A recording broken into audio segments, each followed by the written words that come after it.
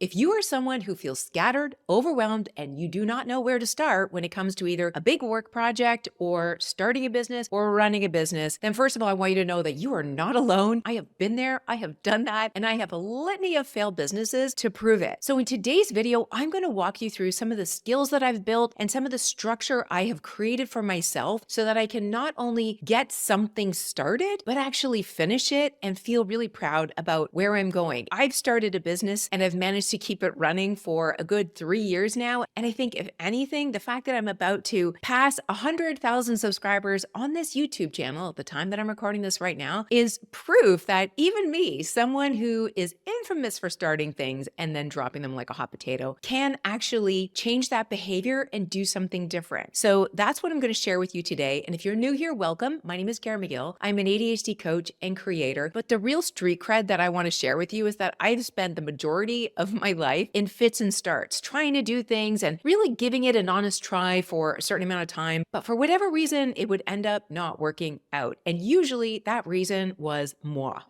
So if you can relate to this, then stick around because we're going to get into it right now. Now, I have a list of things that I'm going to share with you today, and there's skills that I've developed and structures that I've created, but all of that is for naught if you don't have this one single thing that is so important to whatever it is you want to follow through on. And that is intention. You have got to be clear on where it is you want to go. And that can be in and of itself a very overwhelming thing, which is why I created two of my products, Vision to Action, which is a Notion template to help you organize your wants, needs, and strengths in a way that you can then start to crystallize what it is you want. That is also why I created Distraction Action, which is more of a productivity program where you take that level of self-awareness you've built around needs, wants, strengths, and those sort of things, and actually take it a step further to define goals that actually mean something to you, that you want to follow through on, and that are realistic for you because they're in your control. So those tools are there. If you feel like you need more support figuring out what it is that you want and what your intentions are. But let's assume that you are very clear on what it is you want. Let's say you want to start a business or you want to achieve some big project in school or at work, and you have a vision for what that is and where you want to go. That is awesome, but it doesn't stop there because a vision or a North Star, whatever you want to call it, is not necessarily an intention. An intention is a breakdown of everything you're going to do in order to achieve that vision. It's what you're going to do on a daily basis, and knowing what it is you want to do on a day-to-day basis is so important in order to create the structure and environment and focus that you need in order to get things done. I've worked a lot with clients that have ADHD or just struggle to get focused, and 9 times out of 10, that starts with them not really being clear on what it is they need to do specifically every day in order to reach whatever goal it is they're trying to go after. And the interesting thing is that part of not really knowing what it is you have to do is totally normal when you've never done the thing before. That's where we start to build these shame spirals around, I can't get focused, I'm not getting started, I'm so overwhelmed, I can't do anything right. So we often make this a moral failing about ourselves when in reality, this is more of just a tactical skill of being able to chunk something down into finer parts and then prioritize what to do first. So now let's get into the structures and skills that I've built for myself in this business in order to get it up and running, keep it going. Now, the most important thing in terms of structure that I've built in this business that has made this one successful and all the other ones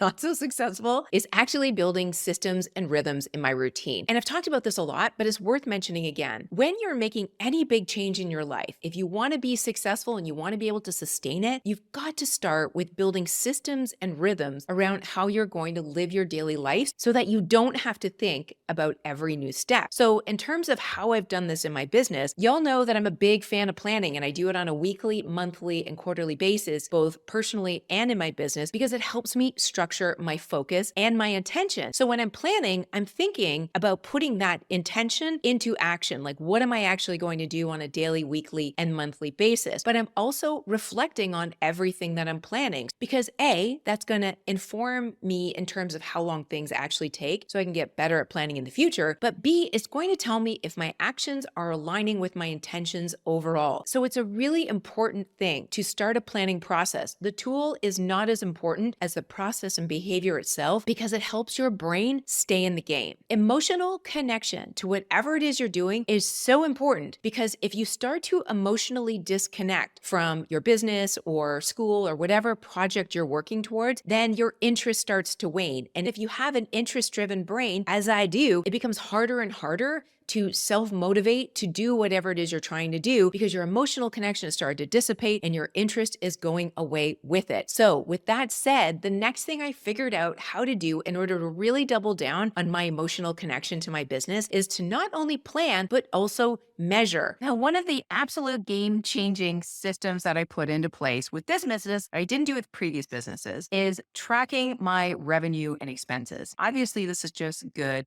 CEO hygiene if you run a business to know exactly how much is coming in and going out, but also is one of these behaviors that I adopted to stay emotionally connected to my business. Originally, I kept this super simple. And just as a visual, I have here the template that I use. This isn't my actual revenue tracker, it's the template that I use in Sell. But basically, every quarter, I would set a revenue goal. And then at the end of every month in that quarter, I would track how much revenue came in from each of my revenue streams and then tally that up. And then at the end of the quarter, I would take what I projected to make that quarter and what I actually made that quarter, put them side by side, and start asking myself logical questions like, if I didn't meet my target revenue, why not? Was there something that came up? Was there something I could have done? It becomes data, not a reason to beat myself up. And if I overachieve my goal, then I would ask myself the same question so that the following month, when I'm making my new revenue target, I'm actually making that target based on data and not magical thinking. And then expenses, very similarly, I would track them based on my credit card statements because everything goes to my credit card, which makes it really easy to track all my payments. Now, this year, I've gone a little bit further. I still use this tracker, but now I go more in depth. And I'll show you another spreadsheet that I've been using lately that I found super helpful. This isn't actual numbers, it's just for an example, but I'm tracking visitors to my website and how many people are landing on my course landing page and how many people are looking at particular products. And then within each course page, I'm tracking how many views did that page get? How many people actually ordered from the page, which then gives me a conversion rate? And of course, the revenue from each individual page. The reason I want to start getting more detailed in my tracking is now that I have a few years under my belt and I have different assets that I sell in my business, I can really start to hone in on, is this addressing customer concerns? Am I speaking to my customer specifically? And do I need to tweak language or do I need to tweak an offer? The more that I get emotionally connected to these numbers, the more interesting it becomes for me. So that's one way that I've managed to maintain my interest for over 3 years now by going deeper and deeper and finding different interests in the business that keep me compelled to keep moving forward. The next thing I'm doing differently in this business that I haven't done in previous businesses is making a world of difference is just leveraging templates. Originally, this template was something I found on YouTube that somebody was talking about, and then I changed different things so that it worked for my business. I don't need to recreate the wheel. I can learn from other people doing things in a certain way that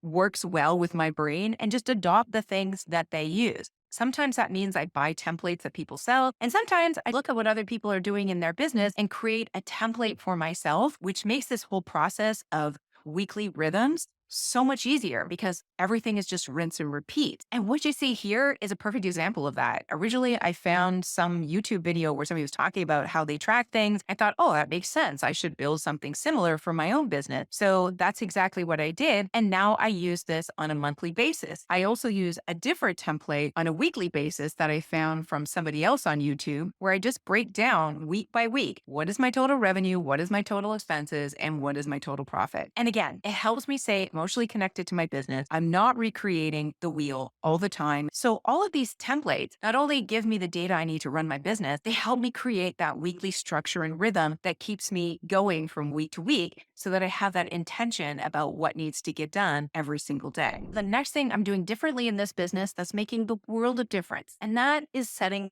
realistic goals. And why am I setting realistic goals now when I did it before? Because I have the actual data to help me understand how long it takes to reach certain revenue goals or create certain assets and products in my business and market them properly. I have a much better understanding of how to run my business and how to set appropriate goals so that I can make realistic goals and get much better at actually achieving them. The last thing that I'm doing differently in this business that wasn't even an option in previous businesses is the way I leverage AI and how that has helped me not replace who I am or replace my ideas, but help me generate ideas faster and help me clarify ideas so that I'm not rambling as much, hopefully, which leads to a better community and customer experience. I'm more prolific. I'm more productive. It has done so much for me in my business that is like an episode all on its own. But the one thing I will say about AI and how I'm leveraging it in my business now, it makes me realize that none of us needs more information because the information is out there. We are all dealing with information overload. And